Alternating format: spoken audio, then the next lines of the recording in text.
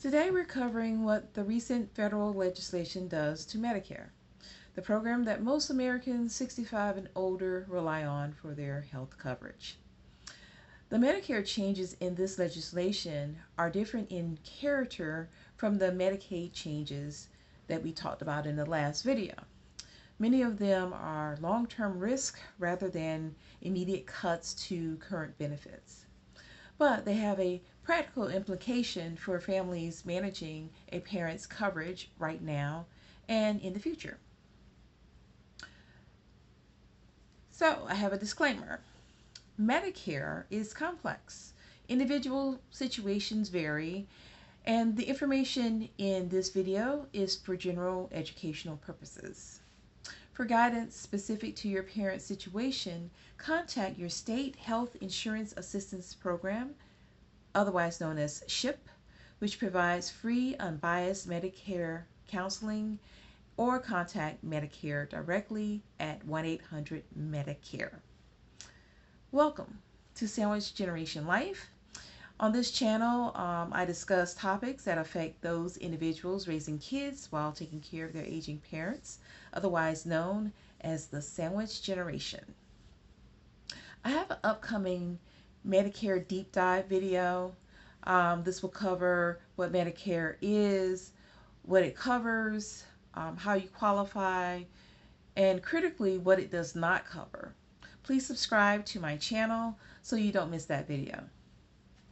Now, let's talk about Medicare. Medicare covers acute medical care and short-term skilled rehabilitation.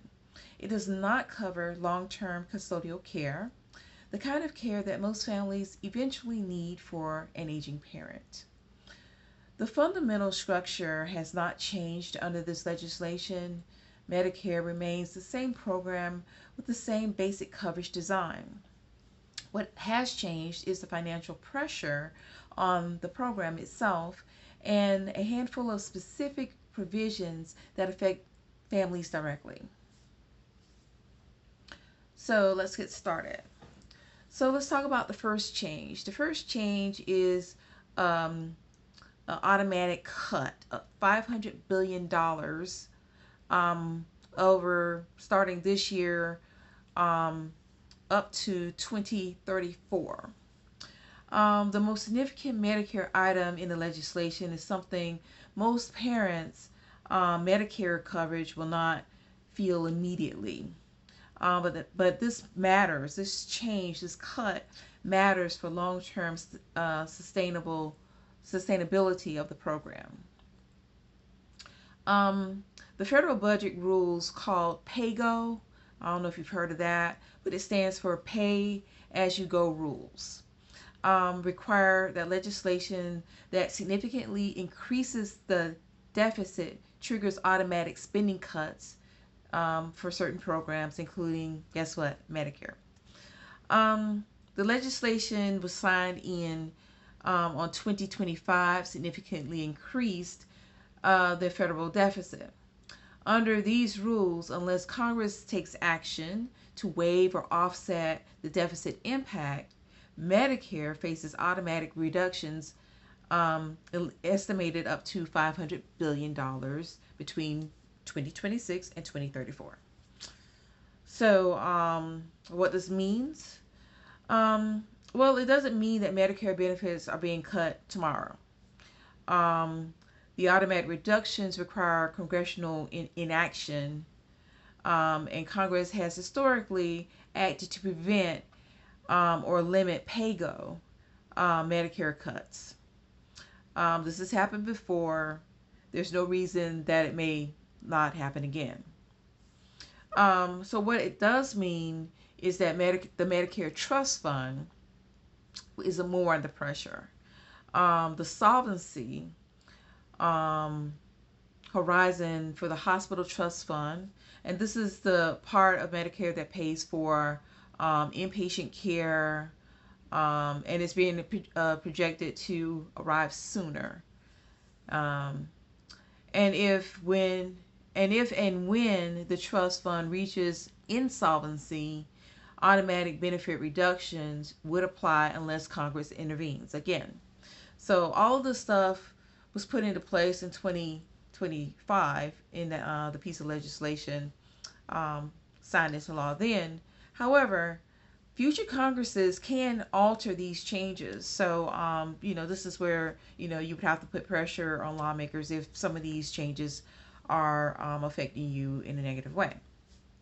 Okay, so for families planning long term, this is a reason to stay informed about Medicare policies and developments over the next few years. It is not a reason to assume that your parents' Medicare coverage will be eliminated, because that's not going to happen. There's just way too many people on Medicare right now. What is certain is that the program is under more fiscal pressure now with this new legislation than it was in the past. And then what you can do, we talked about SHIP earlier. So they have SHIP counselors, and they will be able to help identify best resources for understanding what these changes are, and point your parents in the right direction. Talk about specific coverage as the landscape of the Medicare program evolves. So we'll get back to SHIP a little bit later. Okay, so now the next change is the Senior Bonus Deduction. Amid everything else that we've covered, here's the most immediate actionable item in legislation for families with a parent over 65 and older. Starting in the 2025 tax year, which, that means you would have filed this year, 2026, for that year. Americans age 65 and older can claim a new $6,000 senior bonus deduction on their federal income taxes. So this does not mean they'll lose any of the other deductions that they're already able to claim. This stacks on top of the existing standard deduction that seniors already receive, and seniors are already getting a tax breaks for simply being over 65. So the $6,000 deductible is on top of that. So there are, of course, income limits. So if you're single filing, you must have a income of $75,000 or under to qualify. If you're married filing jointly, $150,000 is the max there. And of course, if you're above those thresholds, your benefit reduces. So if you're above, if you're $80,000, your benefit could be like, I don't know, $4,500, $5,000, whatever the stipulations there that are there in that calculation is what you'll get.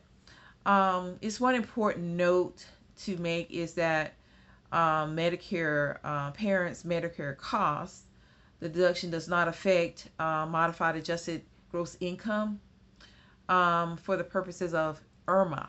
SIRMAA. That's a Medicare surcharge that applies to higher income beneficiaries. So claiming the deductible will not put you or trigger a higher Medicare premium. So that's good. If your parent is 65 years or older and they're filing taxes, make sure the tax preparer knows about that senior bonus deductible. So as they're prepared the 2025 taxes, which by now they've already done that, so hopefully they got that deductible this year. And the thing is, this is real. This is a real dollar amount, so that deductible would bring down their taxable income. So this could be significant for a senior, especially seniors that are primarily on Social Security and their moderate income, retirement income. This could be significant. It could either reduce or eliminate federal tax bills. So that's good overall. So now let's talk about another change to the Medicare Savings Program.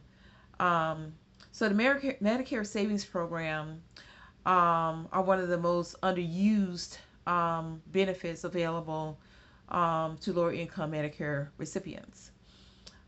This program has will help with Part B premiums, deductibles, and copays.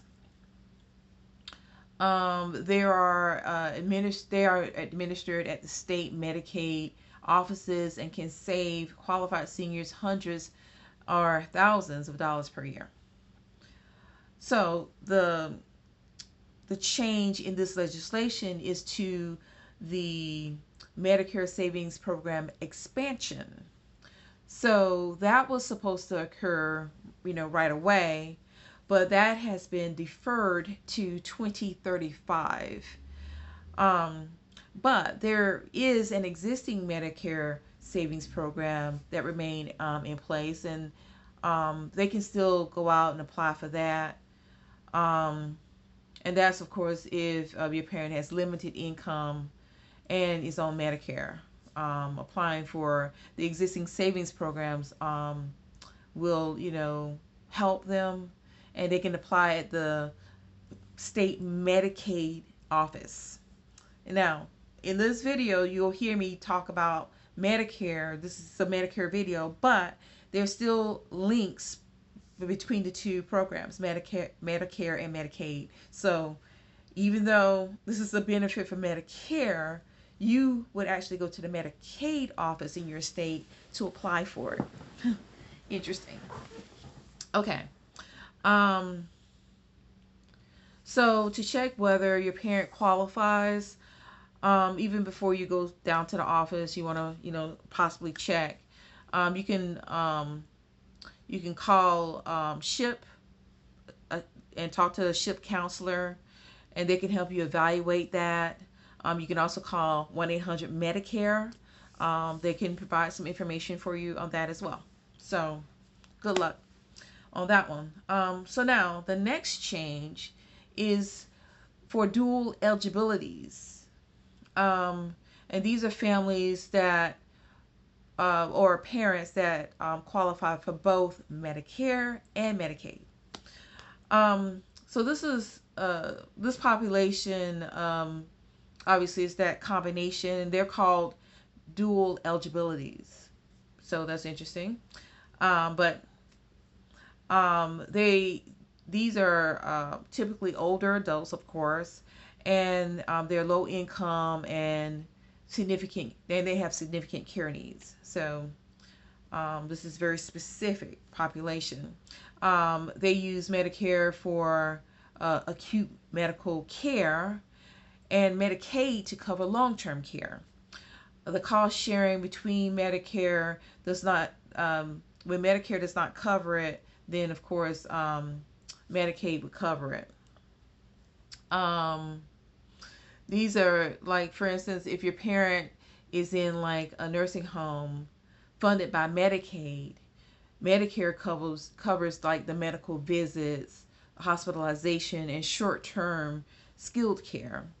And Medicaid covers the ongoing room and board and custodial care. So that's how that kind of splits out. So when both programs are facing funding pressure simultaneously, that's going to affect both.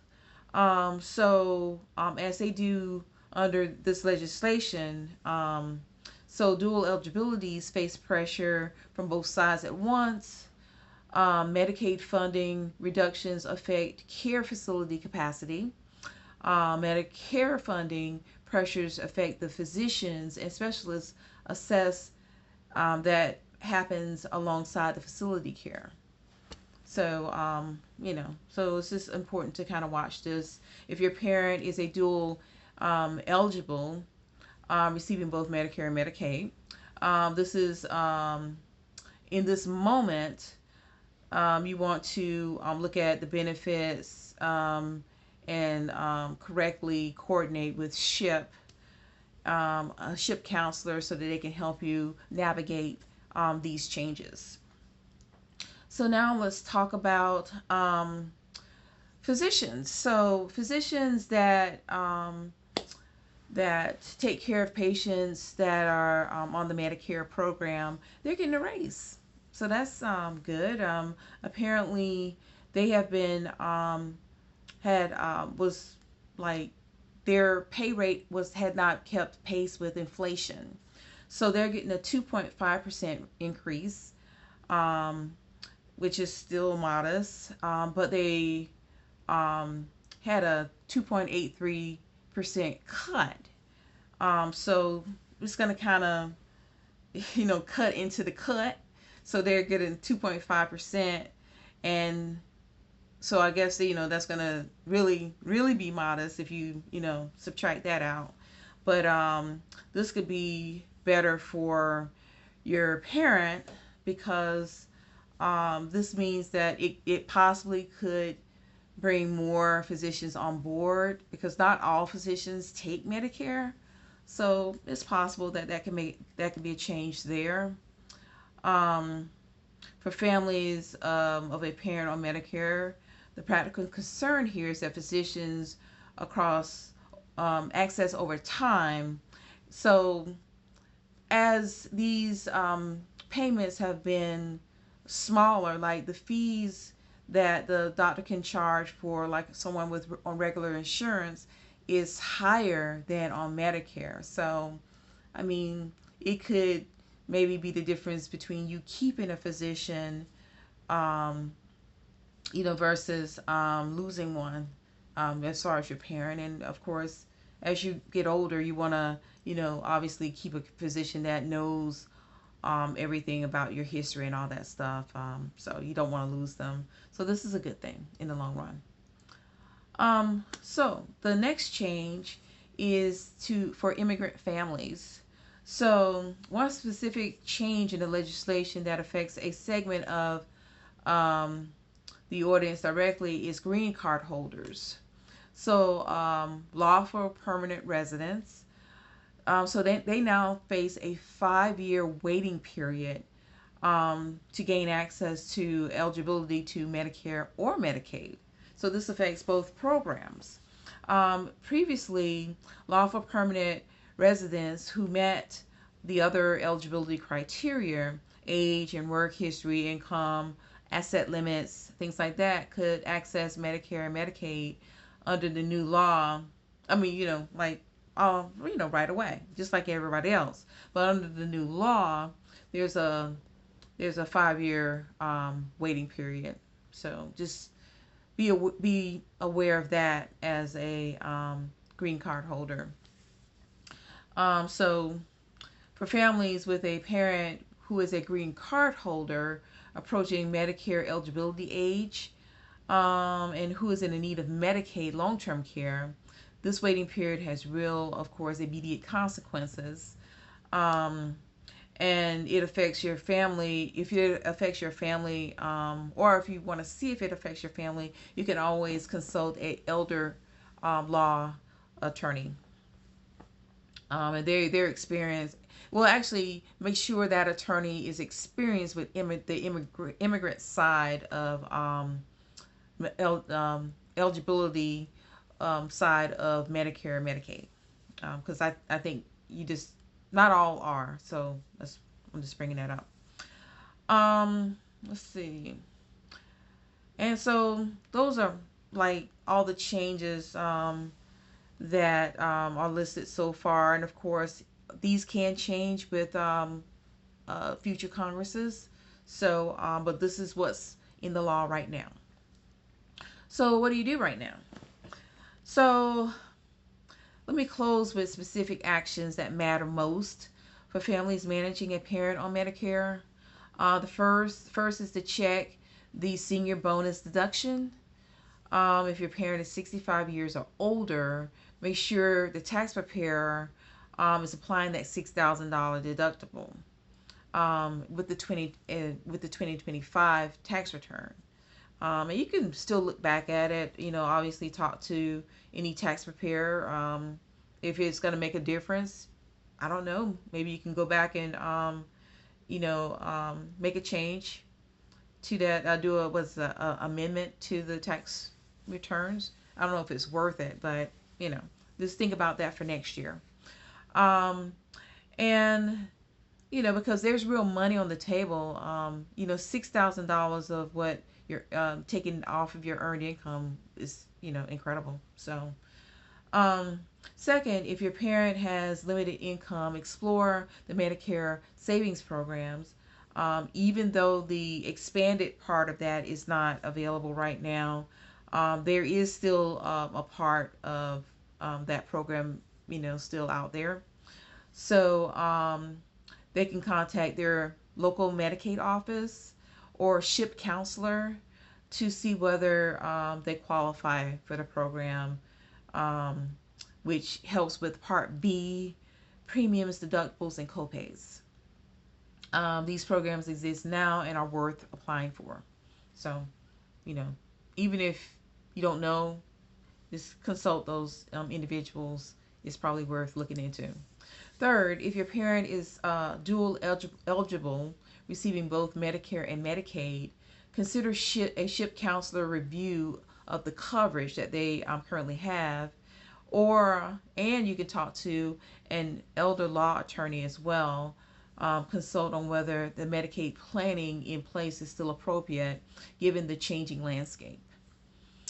Fourth, stay informed. The Medicare trust fund situation and the automatic cut risk are genuinely evolving. The SHIP program, talk with counselors there, Medicare.gov, and this channel will continue to provide updates as we get them, as I see the headlines about anything that's affecting aging parents and these programs. Find your SHIP program at shiphelp.org. That's SHIPHELP.org, or call Medicare at 1-800-Medicare. So, Medicare has not fundamentally was not fundamentally redesigned by this legislation. The program exists. Your parents' current benefits are in place. What has changed is the financial pressure around it over the coming years, and a handful of specific provisions as we discussed today in this video. Understanding those changes, senior bonus deductions, dual eligibility pressures, delayed program, medical savings program expansion, and other long-term trust fund risk gives your family information to plan appropriately. If you're not already, again, I have a Medicare deep dive video, so please watch that. I'll provide more information to help guide you along this path. Subscribe if you have not. Like the video if you liked it. No pressure. Share it for anyone that may need this information. And leave a comment. I want to know what you thought about it. Which part of these changes affects your family. I want to hear from you. Thank you for taking the time to listen to this video. Have a great rest of your day.